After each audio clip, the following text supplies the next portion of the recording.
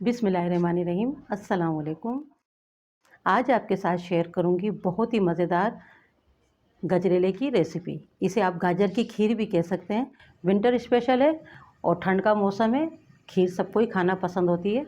इसे गजरेला भी कहते हैं और गाजर की खीर भी कहते हैं। बहुत ही मज़ेदार और बहुत ही टेस्टी बनती है।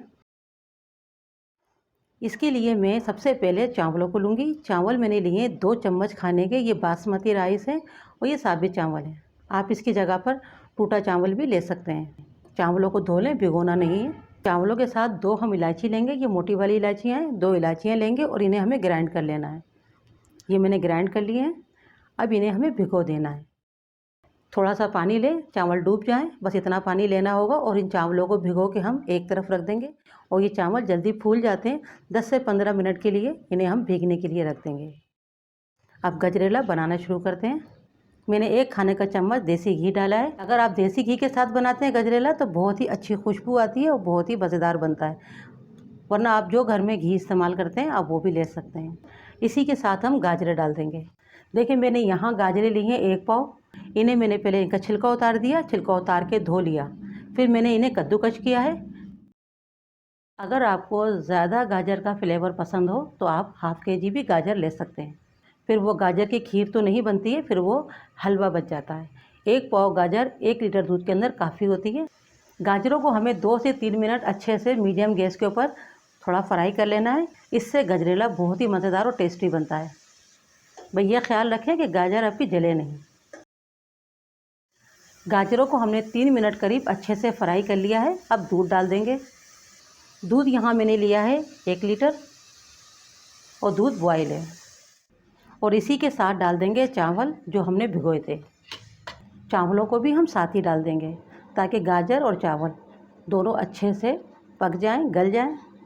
जब तक बॉयल ना आए चलाते रहना होगा, वरना चावल नीचे लग सकते हैं। देखें बॉयल आ गया है। अब इसी वक्त हम गैस को कर देंगे मीडियम से थोड़ा स्लो की तरफ, ताकि गाजरें भी अच्छे से गल जाएं और चावल भी अच्छे से गल जाएं। बीच बीच में चेक करते रहना होगा, चलाते रहना होगा कि चावल नीचे लगे नहीं, वरना आपकी गाजर की खीर ख़राब हो जाएगी। उसमें जले हुए की खुशबू आती है। फिर इस तरह से गाजर की खीर ख़राब हो जाती है। खीर को पकते हुए 20 मिनट हो चुके हैं। चावल भी अच्छे से गल गए और हमारी गाजरें भी अच्छे से गल चुकी हैं और थिकनेस भी अच्छी आ चुकी है। थोड़े थोड़े वक्फे के साथ इसे चलाती रही थी कि चावल नीचे लगे ना। आप देखिए इस वक्त हम डाल देंगे चीनी। चीनी मैं यहाँ लूँगी 5 खाने के चम्मच। आप मीठा अपने मुताबिक कम ज़्यादा कर सकते हैं क्योंकि गाजरें भी मीठी होती हैं। मैंने 5 खाने के चम्मच लिए हैं तो आप 4 खाने के चम्मच भी डाल सकते हैं। और ज़्यादा तेज़ मीठा खाते हैं तो आप 6 से 7 चम्मच भी ले सकते हैं। खीर थोड़ी मीठी ही अच्छी लगती है। ये बिल्कुल मुनासिब है 5 खाने के चम्मच। चीनी डालने के बाद 3 मिनट करीब और पकाएंगे और थोड़ा चलाते भी रहेंगे।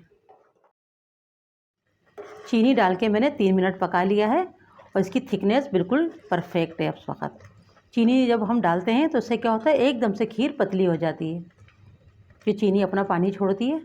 तो 2 से 3 मिनट आप मज़ीद पका लें तो थिकनेस उसकी दोबारा से ठीक हो जाती है। थोड़ी देर ठंडी जब होगी तो और गाढ़ी हो जाएगी। और थोड़े से हम पिस्ता डाल देंगे। ये बिल्कुल ऑप्शनल है, अगर नहीं भी डालेंगे तब भी आपकी खीर अच्छी बनेगी। बस इसी वक्त हम गैस को बंद कर देंगे और गाजर की खीर बनके तैयार है। आपको पसंद हो तो आप केवड़ा एसेंस डाल सकते हैं। मैंने इलायची डाली है, अच्छी खुशबू इलायची से भी आ जाती है। अब इसे सर्व कर लेंगे। इस वक्त सीज़न की बहुत अच्छी लाल लाल गाजरें आ रही हैं। आप उसके साथ गाजर की खीर बनाएं। गाजर की खीर बहुत ही मज़ेदार बनती है और खाने में बहुत अच्छी लगती है और बहुत झटपट बनके तैयार हो जाती है। इसको बनाने में कोई झंझट नहीं होता है और कोई मुश्किल नहीं होती है।